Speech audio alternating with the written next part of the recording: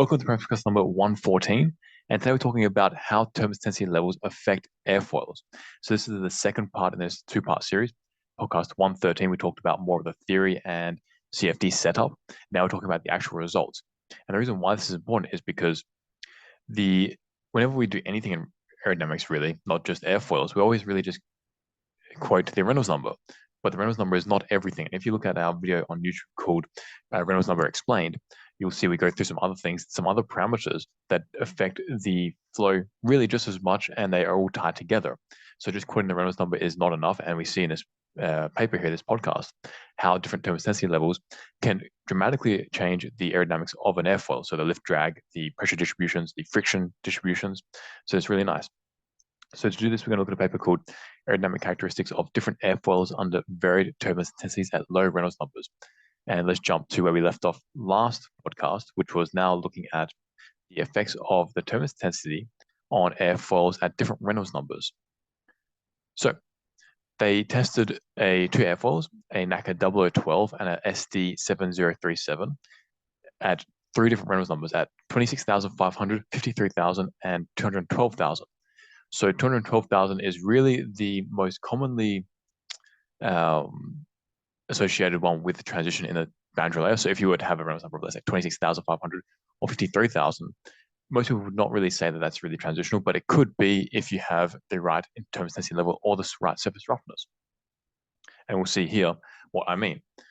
So they said, in addition to the NACA 0012, which is a popular symmetric airfoil, and it's probably the most popular airfoil of all time, the SD 7037 airfoil is also selected, and this airfoil has a thickness to chord ratio of 9.2%, so a little bit thinner than the NACA 0012, but it has a relative camber of 3.02%, so it has obviously lift at a 0 degrees angle of attack, that means. It operates at a low Reynolds number and is favored for its RC model sailplanes because of its working lift range.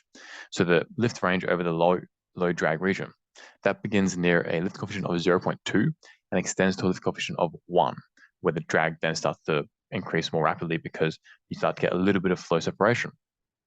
So the lift and drag characteristics of the NACA 0012 and the SD 7037 at different Reynolds numbers and different turbulence intensity levels are shown in figures 9 and 10. So let's discuss these. Let me zoom out a little bit so you can see all figures together. Okay, and if you're listening to this, you can also watch it on our YouTube channel or on Spotify. There will be the video as well. So generally, the flow around airfoils is complex in the range of Reynolds numbers from 10,000 to 100,000. There may be laminar boundary layers, laminar separation bubbles, transition, turbulent boundary layers, and turbulent separation. It can be seen in figures 9 and 10 that under a turbulence intensity level of 6% and corresponding to states of Reynolds numbers of 26,500 and 53,000, the lift coefficient increases linearly with small angles of attack. That's to be expected. At Reynolds numbers of 53,000, the stall angle of attack of the NACA 0012 is 12 degrees, while for the SD 7037 is 15 degrees. This shows that the SD 7037 airfoil has better lift characteristics to some extent. The stall angle is not the only thing to judge an airfoil on, but this is obviously better in that situation. At turbulence intensity levels of 0.6%, the lift coefficient is evidently non-linear, and the stalling angle is smaller for both of the airfoils.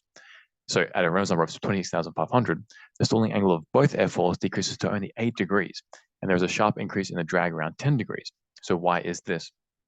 Well, the reason is because we have a different boundary layer now. So if you have a curved surface and you have a faster moving flow, the flow going over, you'll then get a boundary layer profile which is significantly more like a turbulent boundary layer profile the further along you go. This means that at the wall, you have a faster moving flow. So if you have the adverse pressure gradient, which is trying to decelerate the flow, just not at the wall, but all over, the velocity at the wall, it will take longer for the flow to go over the airfoil before it finally separates because it takes more adverse pressure gradient exposure for this velocity to eventually reach 0 and then reverse. So that's why when we have a higher Reynolds number, we can get higher angles of attack for lift than before we reach stall than if we have lower Reynolds numbers, because at lower Reynolds numbers, the flow is moving slower, and or it may be more laminar. So we get a less velocity at the wall velocity is lower, which means that it will separate sooner. So what all this means is when the turbulence density increases, the stall angle of attack of each airfoil, whether it's the NACA 0012 or the SD 7037, increases as well. And why is that? The most likely reason is that the boundary layers have more of a turbulent velocity profile because of the higher turbulence density levels. One piece of evidence to support this idea is that as the Reynolds number increases, the beneficial effects of the higher turbulence density levels reduces. So what this means is if we have let's just take a flat plate, because this applies whether it's a flat plate or an airfoil. If we have a laminar boundary layer to start off with, that means that the flow is very well behaved as it goes along. If we have a high turbulence density level, so we have all this turbulence coming in, it will be far more likely to transition to a turbulent boundary layer. And at the very least, it's going to produce significantly higher velocities in the near wall region. This allows the flow to stay attached longer. So that's how Reynolds numbers and turbulence density levels are kind of connected, because having a higher turbulence density level pretty much has the same kind of effect as having a higher Reynolds number in this situation. And so this makes sense because as the Reynolds number increases, the boundary layer velocity profile also becomes more turbulent. And this is also supported in figure 11. So let's scroll to that. I'll zoom in a little bit so you can see a bit more. So figure 11 shows the drag coefficient components. In other words, the total drag is broken into its components of the friction drag and pressure drag coefficients. So this is for a 2D airfoil. If you have a 3D airfoil and it's at like very subsonic flows, then you also get induced drag, but this is a 2D airfoil, so we don't have induced drag, we only have pressure and friction drag. So if the higher turbulence density flows makes the boundary layer velocity profiles more turbulent, then that means that the velocity near the wall should be higher. This should make the friction drag coefficient greater as well. And that's exactly what we see in figure 11. When the turbulence density increases, the friction drag also increases. So if we look at these blue and green lines, so effectively the green lines are when we have, you can see low turbulence density levels. The blue lines are when we have high turbulence density levels, so 6% compared to 0.6%. And you can see that they're pretty much always lower, the skin friction drag, for the lower turbulence density levels. So I should note that this increase is only valid for angles of attack up to the stall angle. And that is because once we start having stall, the flow over the airfoil becomes much more convoluted, with more flow being attached over the airfoil under certain turbulence densities than others. So what that means is that if you have a high turbulence density level, sometimes you might be able to delay stall more, and there might be other features that occur. It's a lot more complicated. So this also means that while more attached flow reduces the pressure drag, the friction drag coefficient will be greater because more flow is traveling faster. And I should note that this is only for higher angles of attack and not for pre-stall angles of attack. Also, because the majority of a 2D's airfoil's drag comes from the pressure drag, it is generally better to have a lower pressure drag than a friction drag, because that will lead to an overall drop in the total drag. If you were to increase the friction drag, reduce the friction drag at the expense of the pressure drag, that will usually result in an increase in the total drag, because the pressure drag is the dominant drag component for a 2D airfoil, particularly at subsonic flows. And then in the stall regime, this is exactly what we see. When the airfoils are exposed to higher turbulence intensities, the drag coefficient drops. This is because the flow stays attached longer. It has more a higher velocity into the wall, so it can resist that pressure gradient. Again, the Reynolds number also plays a role where the Reynolds number is already in the transitional regime. The beneficial effects of the higher turbulence density reduces because the velocity profile is already quite turbulent, and the increased turbulence density doesn't really boost the near wall velocity very much. So we can see that with the Reynolds number of 2. So I should draw this actually, I think. So if we have a high turbulence density level and a higher Reynolds number, the velocity profile near the wall is already quite turbulent. So this high turbulence density level isn't really doing too much for this near wall region. Whereas if we have a high Reynolds number but a low turbulence density level, it still doesn't really matter too much because the velocity of the wall is already quite high. So as we go to higher Reynolds numbers, the turbulence density level doesn't really have as much of an effect because the profile is already quite turbulent for the boundary layer. So notably at 2 degrees and 5 degrees, the lift coefficient of the airfoil at 0.6% turbulence density is greater than that at 6 degrees, at 6%, which might have something to do with the generation of a Laminar dispersion bubble. So let's talk about the influence of the turbulence density upon airfoils at Reynolds numbers of 26,500. I'll zoom in a little bit more as well so we can see these bad boys. So at a Reynolds number of 26,500, the aerodynamic characteristics of airfoils were analyzed at angles of attack of 5 degrees, 8 degrees, and 10 degrees. The pressure distribution and chord-wise friction drag coefficients are shown with different turbulence densities in figures 12 and 13. So for 5 degrees and 8 degrees, there is a very strong relationship between the Laminar dispersion bubble formation and the turbulence density level. And that is when the turbulence density level is very low, so 0.6%, the LSB forms. So I should mention that we can really spot Laminar separation bubbles very easily when we see these little inflection points. So you see like the red line is very smooth. There's no inflection point. That means that there's really no Laminar separation bubble. If we see these inflection points in these pressure distribution graphs, we know that they are LSBs. Like that's a very strong hallmark of an LSB. So when the turbulence density level increases to 6%, the LSB is no longer present, as I mentioned with that red line here. And you can see that in other plots as well. So like the orange line here and the orange and red lines in this one. That makes complete sense because a higher turbulence density level means that the route that the boundary layer is taking to transition to turbulence has changed. It's no longer a subtle one with the LSB, but it's more a subtle one because you have a significant like a disruption in the boundary layer, and that shocks the boundary layer effectively into transition. Interestingly, though, when the angle of attack increases to 10 degrees, the LSB now forms on an ACA 012 even at the high turbulence density level of 6%. So we can see here this red line, you get this little inflection point here very close to the leading edge. This is a complex phenomenon occurring, which we can only really understand by looking at the streamlines. So let's quickly jump to figure 15, where we show the streamlines there. So this is the graph we're looking at here, this rightmost one, C.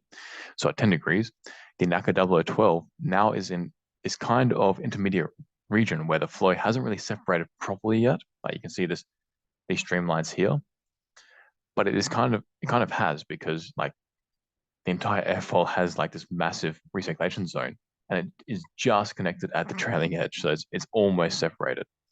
So therefore, there is this massive LSB forming over the almost entire airfoil.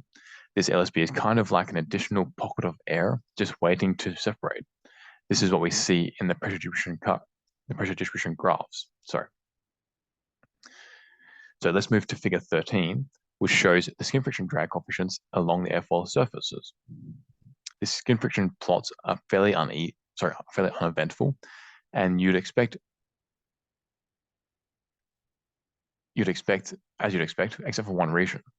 So over the entire airfoil surface, the skin friction drag is obviously positive, as you'd expect, and this means that the flow is trying to pull the airfoil back. That's a regular drag. But in the LSB zones, so these zones here, you can see that they dip below the 0 line, so it's actually negative now. What this means is that the flow is actually trying to like push the airfoil forward. There's effectively a thrust in these LSB regions, and that makes sense because the flow is recirculating. So the flow that's close to the surface is now pushing forwards, and you get a little bit of like thrust, effectively negative drag. So LSBs do have some benefits, and higher turbulence densities prevent LSBs from forming, which eliminates these benefits. But LSBs also have detriments as well. They can reduce the drag, so they can increase the drag and make the airfoils a lot less stable in their lift production. So finally, let's talk about the effects of the Reynolds numbers on the airfoils. So in figure 19, which is this one here, it shows that as the Reynolds number increases, the LSB forms closer and closer to the leading edge, and that makes sense because as the Reynolds number increases, the location at which transition occurs will be closer to the leading edge. So why is that? The reason is because if you have a faster moving flow, which in this case is the only thing that can really make the Reynolds number greater, the boundary layer will have to start transitioning sooner near the leading edge. If you have a slow moving flow, it will take longer, it will keep traveling along, and it will take a lot of disturbances from upstream or wherever to propagate into the boundary layer to make it turbulent, because the Reynolds number is the ratio of the inertial forces to the viscous forces. If you have a high Reynolds number, it means that these disturbances can propagate through and really make their presence felt a lot more than if you have a low Reynolds number. A low Reynolds number means that these propagations, like these disturbances, will then just get ripped apart from viscosity, and the rest of the flow will be largely unaffected. So with that, the beneficial effects of the LSB on the friction drag become less and less as the Reynolds number increases, because it shrinks in size. It takes less and less distance for the flow to separate, for the LSB to form. So it will get smaller and smaller with different Reynolds numbers. So if the Reynolds number is low, if the Reynolds number is medium, and if the Reynolds number is very high, it will take up different lengths. So that is how the turbulence density level affects the aerodynamics of an airfoil, and how the turbulence density and the Reynolds number is intimately connected. It means that you can trigger turbulence through the Reynolds number, or you can trigger it through the turbulence density level, or you can trigger it through both of them. And doing one or the other has kind of effectively the same effects. Now, doing both of them at the same time has a limiting effect, where you just get to a certain point where the flow will already transition, and increasing the turbulence density level or the Reynolds number won't really have too much of an effect.